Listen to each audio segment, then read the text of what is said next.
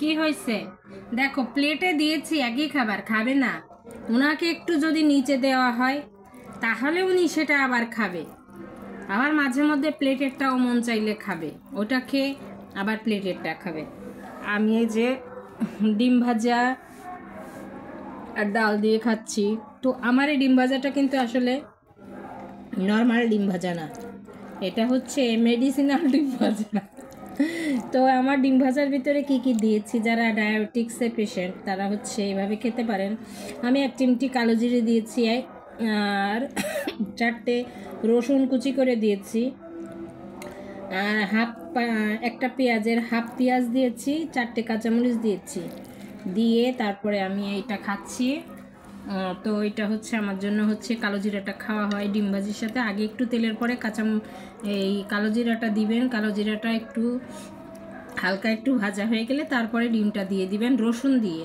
রসুন খেলে কি হয়, রসুন খেলে হচ্ছে যারা ডায়াবেটিস রোগী আছেন হঠাৎ হঠাৎ তাদের হচ্ছে প্রেশারটা অনেক বেশি বেড়ে যায়।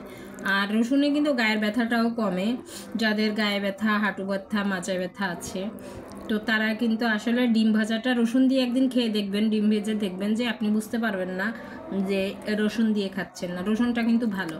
আর রসুনটা আপনি যদি ডিমের সঙ্গে দিয়ে না খেতে চান তাহলে হচ্ছে রসুনটা যখন আপনি কালো জিরাটা দিবেন তার আগে রসুনটা দিবেন, একটু ভাজা ভাজা হয়ে গেলে রসুনটা, তারপরে আপনি কালো জিরাটা দিবেন। কালো জিরাটা যেই একটু ফুটে উঠবে বা হালকা ভাজা হবে তখন আপনি ডিমটা দিয়ে দিবেন, দিয়ে একটু ধনেপাতা দিয়ে দিবেন ডিমে, দিয়ে ডিমটা ভেজে নেবেন। দেখবেন কি যে ওই ডিমটা দিয়ে ভাত খেলে আপনার কালো জিরা রসুন একসঙ্গে খাওয়া হয়ে গেল।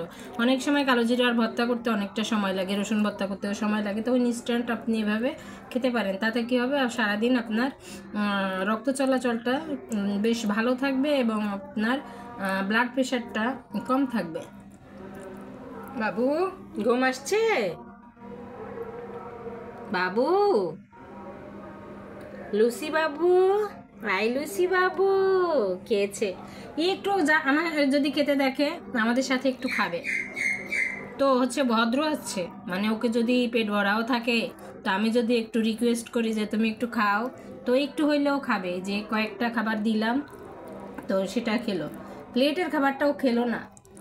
আর আগে ফার্স্টের দিন এসে একটু নর্মাল বাটিতে খাবার দিয়েছে তো খায়নি, তারপর যখন এই প্লেটটা পরিষ্কার করে সুন্দর করে ধুয়ে দিলাম তো খেলো। আর পানিটা ও হচ্ছে একদম একবার পানি খাবে, সেই পানিটা দ্বিতীয়বার আর খাবে না। পানিতে যদি একটু ধুলা টুলা পড়ে তো খায় না, আবার একদম ফ্রেশ পানি এনে দিলে খাবে। তো তোমার পানিতে আমি কিন্তু আসলে দিব হচ্ছে গ্লুকোজ। বাবুকে কালকে থেকে প্রথম দিন এনে আমি একটু ওকে স্যালাইন পানি দিয়েছিলাম, তো হালকা একটু খেয়েছিল, বেশি একটা খায় নাই, স্যালাইন পানি দিয়েছি। তারপরের দিন আমি ওকে একটু পানির সঙ্গে একটু চিনি মিশিয়ে দিয়েছি 1 চিমটি, যেন চিনিটা খেলে একটু যেন গায়ে একটু শক্তিটা ভালো হয়, জার্নিং করে আসছিল তার জন্য। তো চিনির পানিটা বেশ ভালোই খেয়েছে। তারপরে এখন হচ্ছে ওকে গ্লুকোজ দিব পানিতে। মাশাআল্লাহ শরীরটা এখন মোটামুটি বেশ ভালো, খেলাধুলা করে বেড়াচ্ছে, দুষ্টুমি করে বেড়াচ্ছে। প্রমি, এই যে এখানে আমি এসি ছেড়েছি, অন্য রুমে এসি ছিল না, তো এসি ছাড়া দেখে এসে বেশ আরাম করে এসি রুমে যতক্ষণ এসি থাকবে ততক্ষণ ও শুয়ে থাকবে। এসি অন্য কোথাও দরজা খোলা থাকলে অন্য রুমে যায় না। প্রমি, লুসি,